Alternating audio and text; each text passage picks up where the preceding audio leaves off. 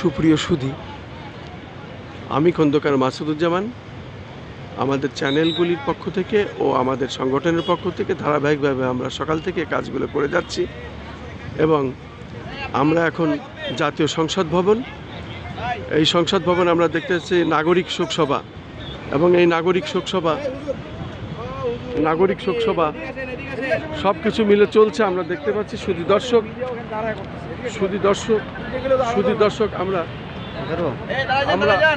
আমরা এখন জাতীয় সংসদ হচ্ছে তো না সেটিং করে না, এখন আমরা জাতীয় সংসদ ভবনের সামনে এই নাগরিক শোকের জন্য আমরা দেখতে পাচ্ছি লক্ষ লক্ষ মানুষ জাতীয় সংসদ ভবনের চারিপাশে অবস্থানে আছে এবং প্রশাসন এখানে নিরাপত্তা বলয়ে তারা ঢেকে রেখেছেন। প্রশাসন খুব অ্যালার্ট, যেহেতু আজকে সারা দেশেরই মানুষ এখানে আসবেন এবং সকাল থেকেই আমরা দেখতে পাচ্ছি এখানে মানুষের ভিড় প্রচণ্ড চাপ।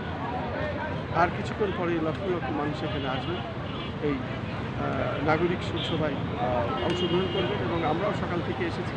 আর শুক্রবার পবিত্র জুম্মার দিন আমরাও এখানে অংশগ্রহণ করব।